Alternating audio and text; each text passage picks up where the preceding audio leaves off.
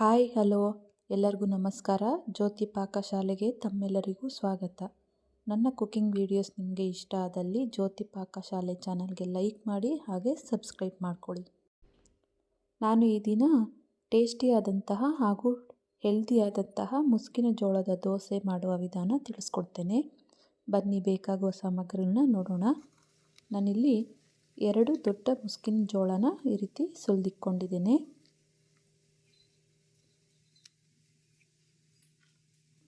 ಒಂದು 3 ಟೇಬಲ್ ಸ್ಪೂನಷ್ಟು ಚಿರೋಟಿ ರವೆ, ರುಚಿಗೆ ತಕ್ಕಷ್ಟು ಉಪ್ಪು, ಹಾಗೆ 2 ಟೇಬಲ್ ಸ್ಪೂನಷ್ಟು ಗೋಧಿ ಹಿಟ್ಟು. ಈಗ ಮೊದಲಿಗೆ ಮಿಕ್ಸಿ ಜಾರಿಗೆ ಜೋಳನ ಹಾಕ್ಕೊಳ್ತೇನೆ. ಇದಕ್ಕೆ ಸ್ವಲ್ಪ ನೀರು ಹಾಕ್ಕೊಳ್ತೇನೆ.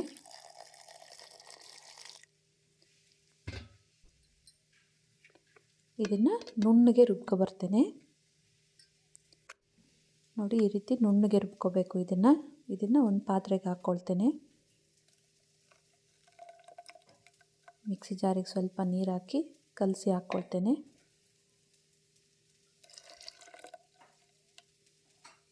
ಕಲಿಸ್ಕೊಳ್ಳೋಣ ಇದನ್ನು.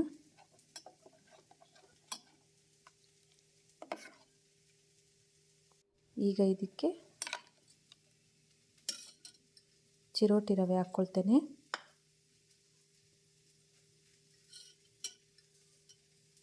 ಹಾಗೆ ಗೋಧಿ ಹಿಟ್ಟನ್ನ ಹಾಕ್ಕೊಳ್ತೇನೆ.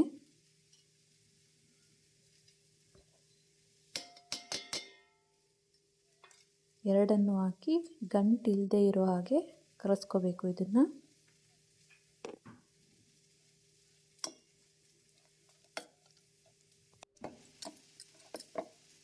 ಹಿಟ್ಟು ಗಟ್ಟಿಯಾಗಿರೋದ್ರಿಂದ ಇದಕ್ಕೆ ಸ್ವಲ್ಪ ನೀರು ಹಾಕ್ಕೊಳ್ತೇನೆ.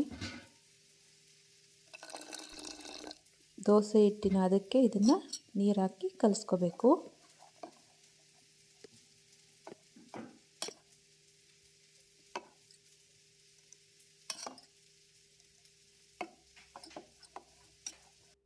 ಈಗ ನೋಡಿ, ಈ ರೀತಿ ಇದ್ರೆ ಸಾಕು. ಈಗ ಇದಕ್ಕೆ ರುಚಿಗೆ ತಕ್ಕಷ್ಟು ಉಪ್ಪನ್ನು ಹಾಕ್ಕೊಳ್ತೇನೆ. ಮಿಕ್ಸ್ ಮಾಡ್ಕೊಳ್ಳೋಣ. ಗ್ಯಾಸ್ ಮೇಲೆ ತವ ಇಕ್ಕಿ ದೋಸೆ ಹಾಕ್ಕೊಳ್ಳೋಣ.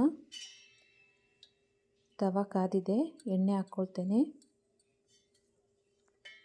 ಈಗ ದೋಸೆ ಹಾಕ್ತೇನೆ.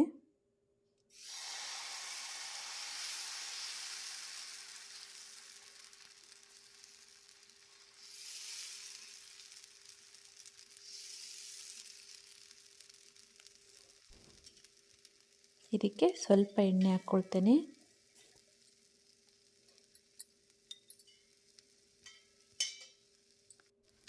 ಈಗ ಇದನ್ನು ಟರ್ನ್ ಮಾಡ್ಕೊಳ್ತೇನೆ. 2 ಕಡೆ ಈ ರೀತಿ ಬೇಯಿಸ್ಕೋಬೇಕು. ಇದನ್ನು ನೋಡಿ, 2 ಕಡೆ ಬೆಂದಾಗಿದೆ. ತೆಗೆದುಕೊಳ್ತೇನೆ ಪ್ಲೇಟ್ಗೆ. ಇನ್ನೊಂದು ದೋಸೆ ಹಾಕ್ತೇನೆ.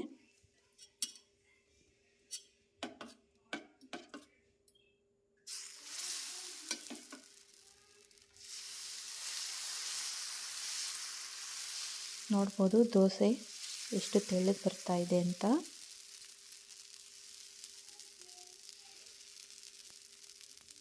ಸ್ವಲ್ಪ ಎಣ್ಣೆ ಹಾಕ್ಕೊಳ್ತೇನೆ.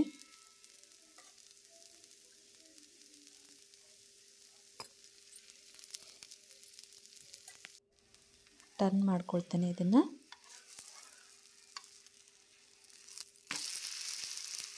2 ಕಡೆ ಇದನ್ನು ಬೇಯಿಸ್ಕೊಳ್ತೇನೆ. ರೆಡಿ ಆಯಿತು. ಪ್ಲೇಟ್ಗೆ ಸರ್ವ್ ಮಾಡ್ತೇನೆ. ನೋಡಿದ್ರಲ್ಲ ಮುಸ್ಕಿನ ಜೋಳದ ದೋಸೆ ಮಾಡುವ ವಿಧಾನ. ನೋಡ್ಬೋದು ಇಲ್ಲಿ ದೋಸೆ ಎಷ್ಟು ತೆಳ್ಳಗೆ ಬಂದಿದೆ ಅಂತ. ಎಷ್ಟು ತೆಳ್ಳಗಿದೆ ಹಾಗೆ ಎಷ್ಟು ಸ್ಮೂತ್ ಆಗಿದೆ ಅಂತ. ದೋಸೆಗೆ ಕಾಂಬಿನೇಷನ್ ಆಗಿ ನಾನು ಇಲ್ಲಿ ಕಾಯಿ ಚಟ್ನಿ ಹಾಗೆ ಬದನೆಕಾಯಿ ಎಣ್ಗಾಯಿ ಮಾಡಿದ್ದೆ. ಬದನೆಕಾಯಿ ಎಣ್ಗಾಯಿ ವಿಡಿಯೋ ಬೇಕಾದಲ್ಲಿ ಡಿಸ್ಕ್ರಿಪ್ಷನಲ್ಲಿ ಲಿಂಕ್ ಕೊಟ್ಟಿರ್ತೀನಿ, ಒಮ್ಮೆ ಚೆಕ್ ಮಾಡಿ. ಈ ವಿಡಿಯೋ ನಿಮಗೆ ಇಷ್ಟ ಆದಲ್ಲಿ ನನ್ನ ಚಾನಲ್ಗೆ ಲೈಕ್ ಮಾಡಿ ಸಬ್ಸ್ಕ್ರೈಬ್ ಮಾಡ್ಕೊಳ್ಳಿ. ಧನ್ಯವಾದಗಳು.